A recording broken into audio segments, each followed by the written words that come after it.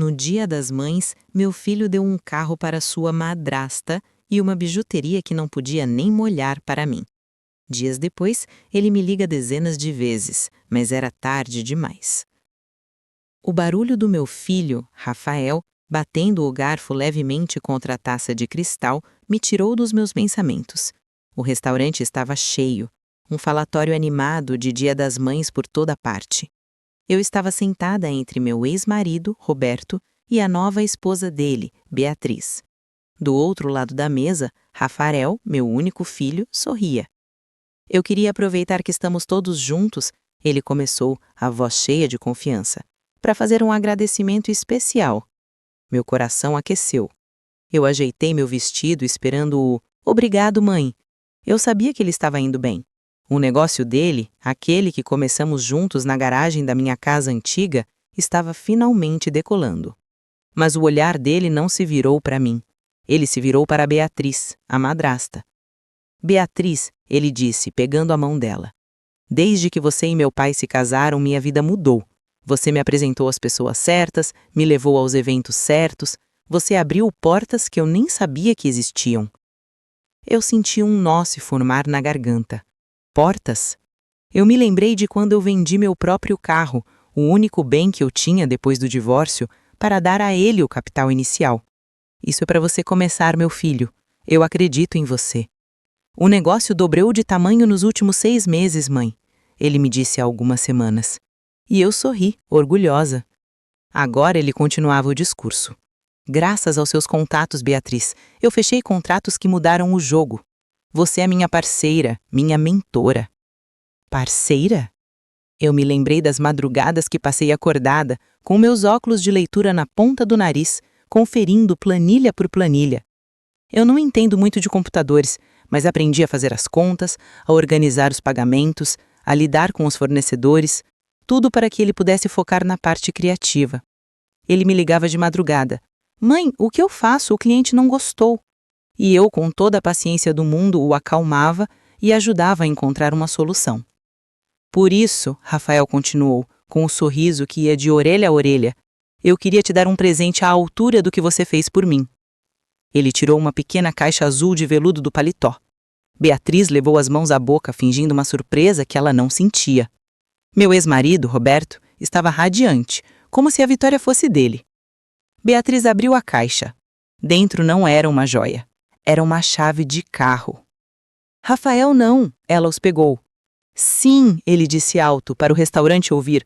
"Um carro novo, 0 quilômetro, daquela marca importada que você gosta. Está lá fora. Você merece, Beatriz. Feliz Dia das Mães." O restaurante, ouvindo a empolgação, começou a aplaudir. Beatriz pulou e o beijou no rosto. Roberto o abraçou, batendo nas costas dele. "Esse é o meu garoto, sabe reconhecer quem ajuda." Eu me senti encolher na cadeira. O ar parecia ter sido sugado dos meus pulmões. Eu batia palmas, mas minhas mãos pareciam pesar 1 tonelada. O sorriso na minha face estava congelado e doía. Depois que a comoção diminuiu e o garçom trouxe mais champanhe para celebrar, Rafael finalmente pareceu se lembrar que eu existia.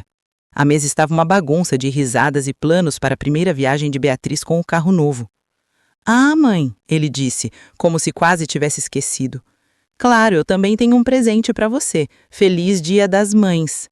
Ele enfatizou, como mãe fosse o meu único título. Ele enfiou a mão na bolsa da calça, não no paletó. Ele puxou uma caixinha de papelão preta, pequena, do tipo que a gente ganha de brinde em loja de roupa. Não era nem de veludo. "Espero que goste", ele disse, me entregando, mas os olhos dele já estavam voltados para Beatriz, que mostrava a chave para Roberto. Eu abri. Dentro, em um pedaço de espuma cinza, estava uma pulseira fina, dourada. Tão fina que parecia que ia quebrar. O fecho parecia frágil. Era sem dúvida uma bijuteria. Daquelas que você compra por impulso no caixa de uma loja qualquer. Eu olhei para o brilho falso do metal e pensei no meu carro vendido, nas minhas economias de uma vida inteira que eu entreguei a ele, nas noites sem dormir. Linda, meu filho", eu consegui dizer. Minha voz saiu como um sussurro. Rafael, que estava no meio de uma conversa, se virou para mim por um segundo. Ele viu a pulseira na minha mão, Ah, mãe, só um aviso, ele disse, baixinho, mas o tom era de quem não dá importância. O rapaz da loja disse que é melhor não molhar, sabe? Não pode tomar banho nem lavar louça com ela. É delicada. Não pode nem molhar. Aquela frase ecoou na minha cabeça. Um carro de luxo para a mulher que o levou a festas. Uma bijuteria que não pode ver água para a mulher que o criou, que o financiou, que o ensinou a andar. Eu fechei a mão ao redor da pulseirinha. O metal barato era frio. Obrigada, Rafael, eu disse. Ele sorriu, satisfeito por ter cumprido sua obrigação. De nada, mãe. Agora vamos lá fora. Quero mostrar o carro para Beatriz. Eles se levantaram rindo. Roberto, Beatriz e Rafael. Os três saíram do restaurante, me deixando sozinha na mesa com os pratos sujos e uma taça de champanhe intocada. Eu olhei para a caixinha preta na minha mão. Eu não chorei, eu não senti raiva, eu senti nada.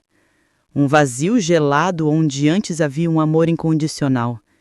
Eu percebi naquele momento que para o meu filho eu era exatamente como aquela bijuteria, algo barato, frágil, que não podia nem molhar com os problemas reais. Eu era um enfeite que ele mantinha por perto por obrigação.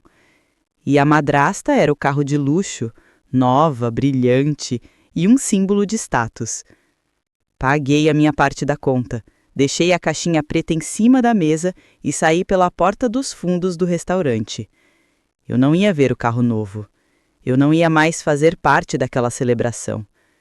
A Cássia que se sacrificava por todos, a Cássia que passava noites em claro ajudando com planilhas, a Cássia que vendia o próprio carro pelo sonho do filho, tinha acabado de se aposentar.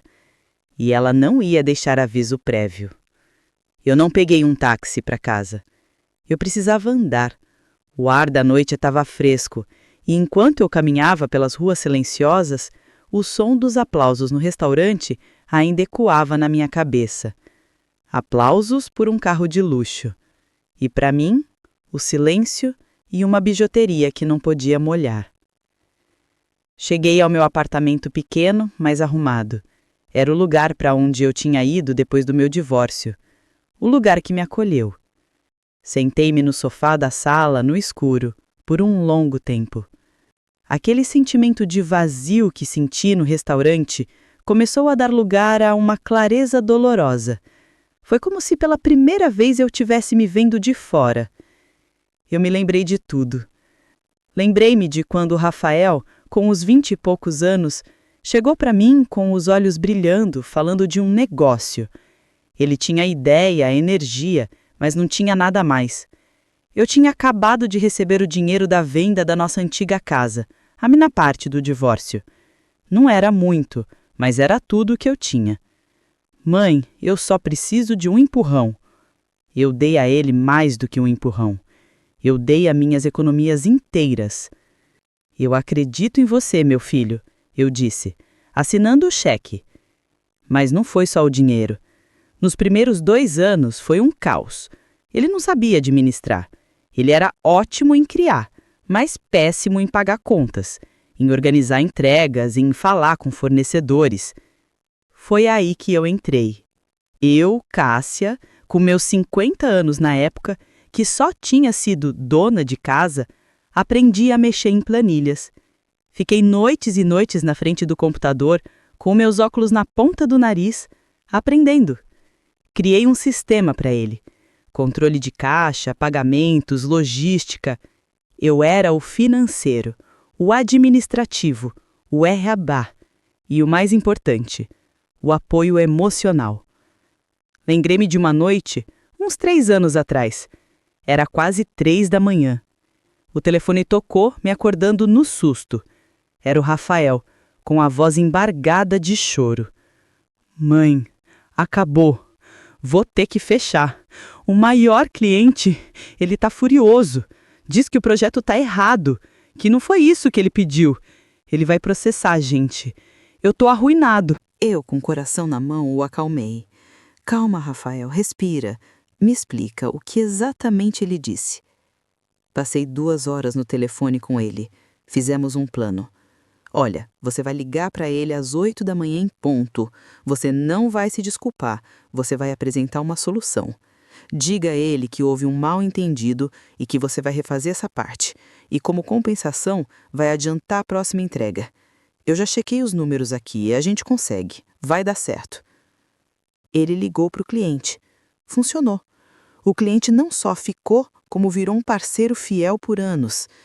Quem o Rafael chamava quando estava em pânico às 3 da manhã? Não era a Beatriz.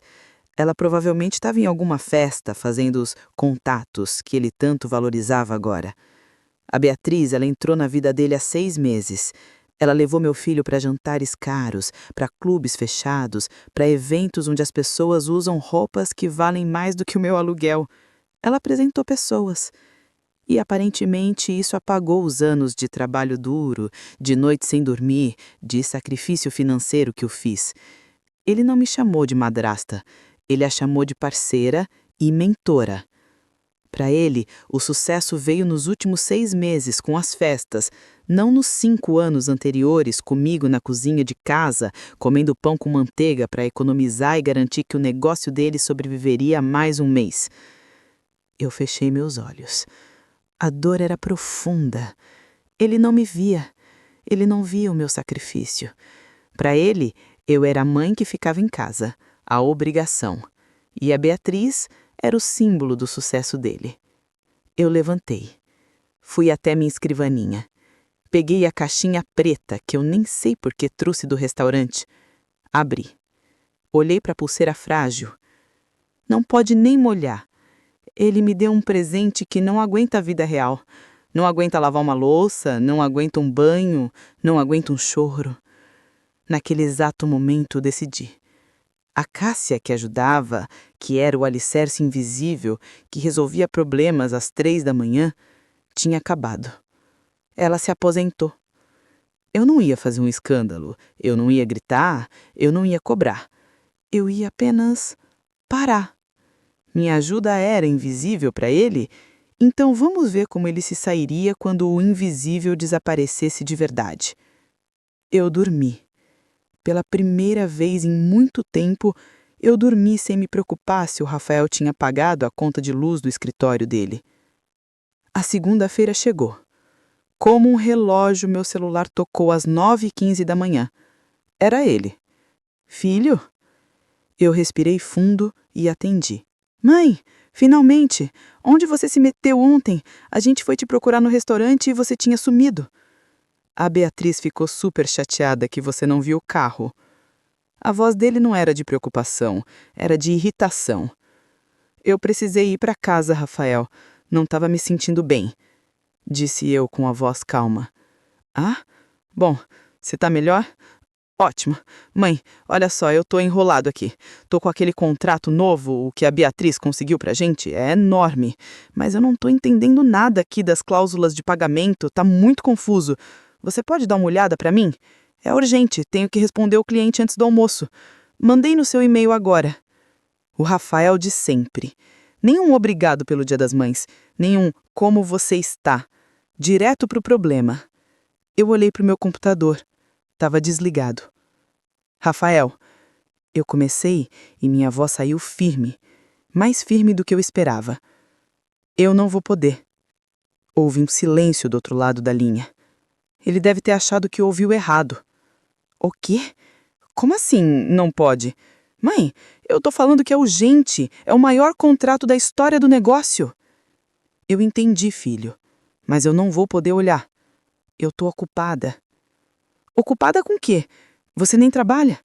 Mãe, para de drama, só abre o e-mail e resolve para mim. Eu não vou resolver. Eu tô ocupada com os meus planos. Pede para sua parceira, a Beatriz. Ela não é sua mentora?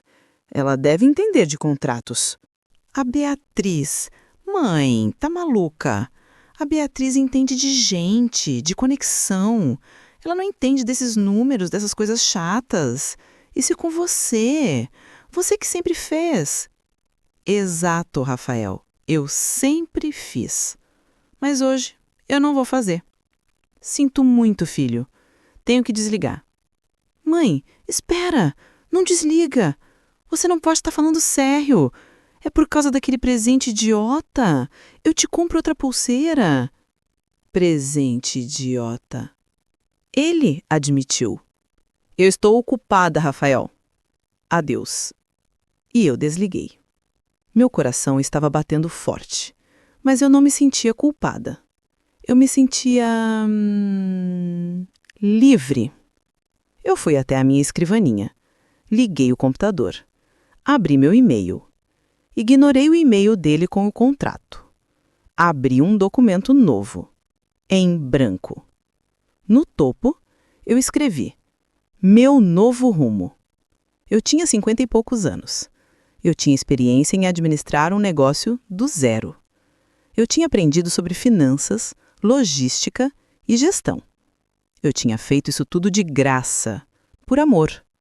Agora, eu ia fazer por mim. E eu ia cobrar por isso. Meu telefone tocou de novo. Filho. Eu recusei a chamada. Eu estava muito ocupada. A terça-feira começou com o meu celular tocando sem parar. Eram 10 da manhã. 8 chamadas perdidas do Rafael. Eu ignorei todas. Eu estava ocupada demais para atender. Eu estava na mesa da minha sala, que agora era meu escritório. O documento Meu Novo Rumo estava aberto. Eu passei a segunda-feira inteira pesquisando. Eu descobri que havia muitos negócios pequenos, exatamente como o do Rafael foi um dia, que precisavam de ajuda. Pessoas que eram ótimas em criar, mas péssimas em administrar. Eu tinha 5 anos de experiência prática. Eu sabia o que fazer. Eu comecei a montar um plano. Eu poderia oferecer meus serviços, consultoria de gestão para pequenos empreendedores. Eu não precisava de um escritório chique.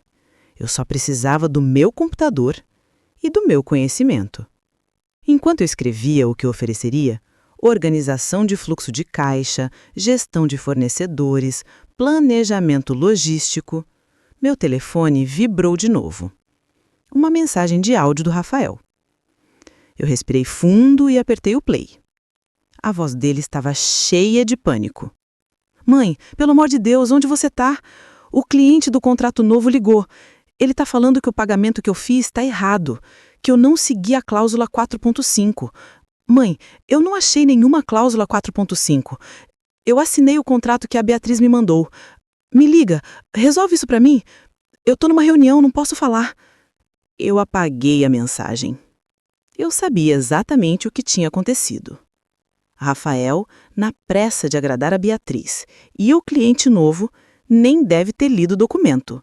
E a mentora dele, Beatriz, que entende de conexões, provavelmente disse para ele assinar logo para mostrar confiança. Eu me lembrei de como eu costumava ler cada linha, cada vírgula. Eu tinha uma pasta só com armadilhas de contratos que eu já tinha evitado. Mas, aparentemente, isso não valia um carro. Eu voltei para o meu plano. A semana passou. Eu não tive notícias diretas, mas eu podia sentir o cheiro da fumaça, mesmo de longe. Na quinta-feira, eu estava na fila do supermercado quando encontrei uma antiga vizinha, a dona Elza, que, por acaso, era prima de um dos fornecedores do Rafael. Cássia, querida, como vai? Vou bem, dona Elza. E a senhora? Vou bem, vou bem. Mas, menina, o que está acontecendo com o negócio do Rafael? Meu primo está reclamando. Disse que o pagamento dele, que sempre caía certinho todo dia 5, não caiu. Já está no dia 10. Ele liga para lá e ninguém sabe dizer nada. Antes, ele falava com você e em 5 minutos estava resolvido. Agora é só com o Rafael ou com aquela esposa nova do Roberto e nenhum dos dois resolve. Eu forcei um sorriso. Dona Elza, eu me aposentei. Não trabalho mais com o Rafael. Aposentou? Mas, minha filha, você que era o motor daquilo. Meu primo sempre disse, o Rafael é o balão, mas a Cássia é a corda que não deixa o balão voar para longe demais. Pelo visto, a corda arrebentou. A notícia se espalhou rápido. No sábado seguinte, meu telefone tocou de novo. Era um número que eu não conhecia. Eu atendi. Dona Cássia, aqui é o Marcos, o gerente do cliente, aquele que a senhora salvou às 3 da manhã, lembra? Meu coração parou. O Marcos, o cliente mais antigo e mais fiel do Rafael. Lembro sim, Marcos. Como vai? Eu não vou bem, Dona Cássia. E é por isso que eu tô ligando. Eu tô com um problema sério.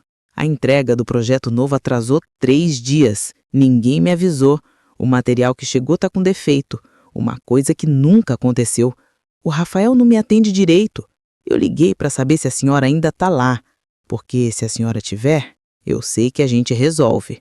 Mas se não tiver, eu senti um pingo de tristeza. Eu gostava do Marcos. Marcos, eu sinto muito. Mas eu não tô mais com o Rafael.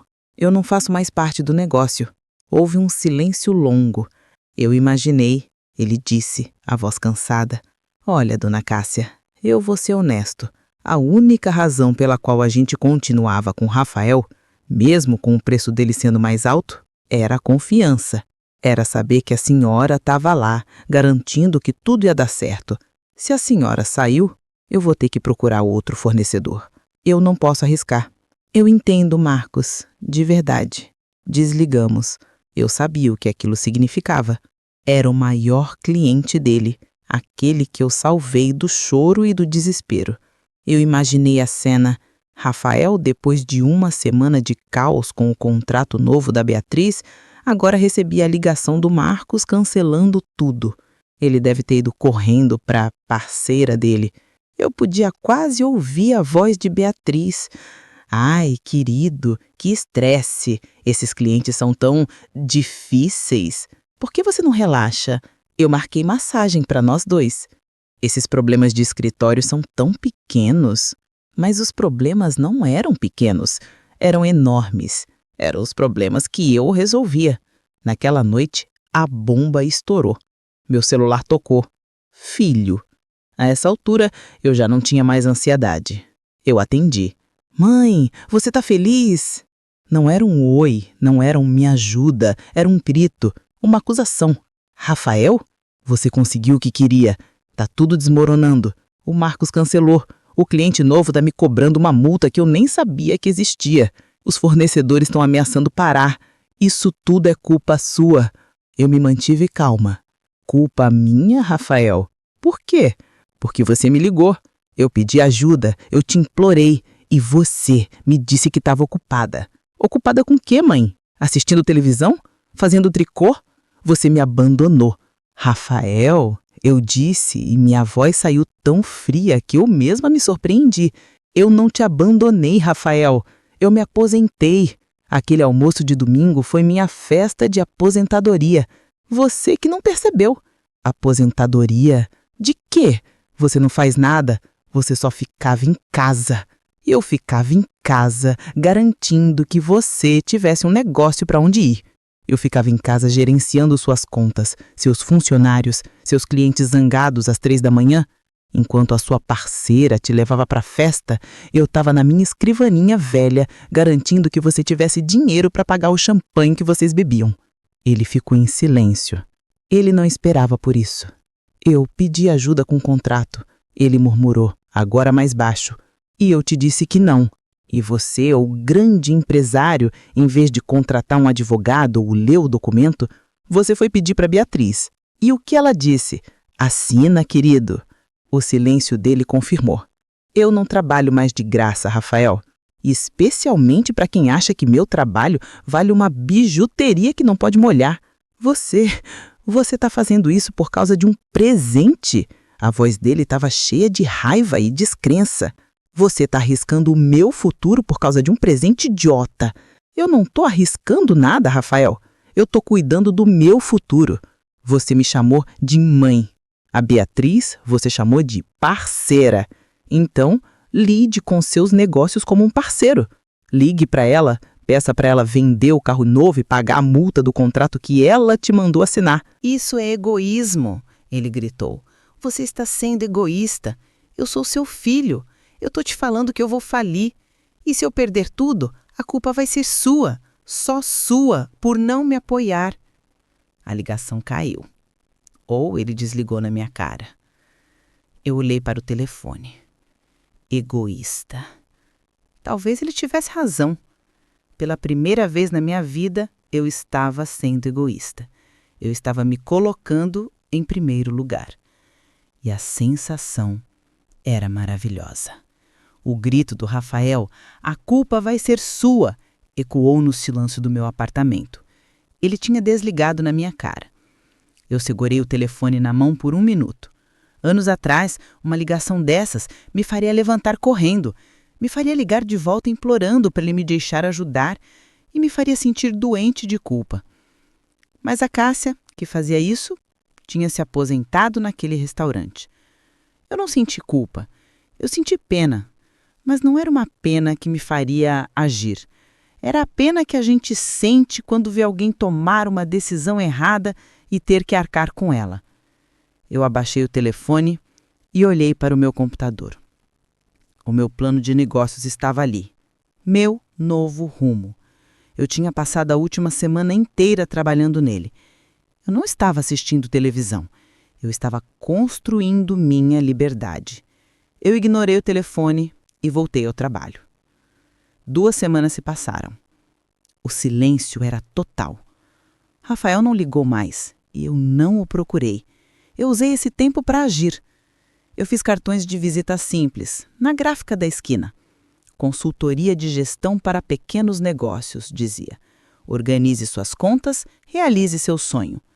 Eu fui a uma feira de artesanato local, onde pequenas empreendedoras vendiam seus produtos. Eu não fui para comprar, fui para conversar. Encontrei uma moça, uns 30 anos, que fazia bolos maravilhosos. O estande dela era o mais bonito, mas os olhos dela estavam cheios de cansaço. Eu não sei o que acontece, ela me disse enquanto eu elogiava um bolo de fubá. Eu vendo, mas o dinheiro some. Eu acho que vou ter que fechar. Você sabe exatamente quanto gasta de farinha por mês? E de gás? Você sabe qual é o seu bolo mais lucrativo? Eu perguntei calma. Ela me olhou perdida. Eu só faço o bolo, senhora. Eu posso te ajudar, eu disse entregando o meu cartão. Eu sou boa com os números, você é boa com os bolos. A gente pode fazer isso dar certo. Ela foi minha primeira cliente. Na semana seguinte, eu estava na cozinha dela, não como mãe, mas como profissional. Eu peguei minhas velhas planilhas, aquelas que eu fiz para o Rafael, e as adaptei. Em 2 dias, nós descobrimos o ralo por onde o dinheiro dela estava indo. No final da semana, ela me pagou. O primeiro dinheiro que eu ganhava em 20 anos, que não era mesada do meu ex-marido ou um presente do meu filho. Era meu, ganho com o meu talento. Eu estava voltando para casa, sentindo o envelope com o dinheiro dentro da bolsa, quando encontrei a dona Elza saindo da padaria. "Cássia, menina!" ela me chamou. "Você não vai acreditar na fofoca." Eu parei, por educação. O negócio do Rafael fechou as portas. Meu primo disse que foi lá para receber o que estava atrasado e deu com a cara na porta. Tinha uma placa de aluga-se. Meu coração deu uma pontada, mas eu me mantive firme. "É mesmo, dona Elza? Que coisa!" "Pois é, e sabe o pior? A esposa do Roberto, a Chique, sumiu. Dizem que assim que o dinheiro começou a apertar, ela pegou as coisas dela e foi embora. Deixou ele sozinho com as dívidas. Bem que diziam que ela só estava ali pelo luxo." Beatriz tinha ido embora. A parceira, a mentora. Ela tinha desaparecido assim que a festa acabou. Eu me despedi da dona Elza e continuei meu caminho. Eu precisava passar por uma rua com várias lojas de carro para chegar em casa. E foi quando eu vi, parado em um pátio de carros usados, espremido entre 2 modelos populares, estava ele, o carro importado, o presente de Dia das Mães da Beatriz.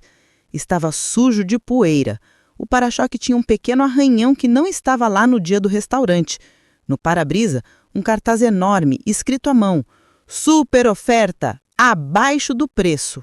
Ele teve que vender o carro, o símbolo do status. O motivo da minha humilhação estava ali, sendo vendido por uma fração do valor, provavelmente para pagar as multas dos contratos que ele assinou sem ler.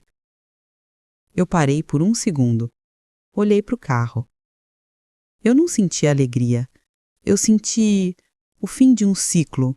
O carro estava ali e eu estava aqui, e pela primeira vez eu estava melhor do que ele. Quando cheguei em casa naquela noite, meu celular começou a tocar. Era ele. Filho. Eu olhei para o nome na tela. Eu não atendi. A ligação caiu e imediatamente começou de novo. E de novo. E de novo. 10, 15, 20 chamadas perdidas. Então as mensagens de áudio começaram. A voz não era mais de raiva como na última vez. Não era de arrogância como no restaurante. Era uma voz que eu não ouvia desde que ele era criança e tinha quebrado o vaso favorito do pai. Uma voz de puro desespero. Apertei o play. Mãe, por favor, me atende. Eu tô te ligando o dia todo. Eu sei que eu errei. Mãe, por favor, eu tô sozinho. A voz dele falhou. A Beatriz, ela foi embora. Ela me deixou. E o negócio, mãe, eu perdi tudo. Eu perdi o Marcos, eu perdi o contrato novo. Eu tive que vender o carro. Aquele carro, eu tive que vender por quase nada para pagar a multa. Silêncio. Eu podia ouvi-lo respirar. Mãe, eu tô sem dinheiro. Eu não tenho como pagar o aluguel do meu apartamento. Eles vão me despejar. Mãe, me ajuda. Me empresta algum dinheiro, só para eu me levantar. Eu te pago de volta. Eu juro. Por favor, mãe, não me deixa. O áudio acabou. E o telefone tocou de novo.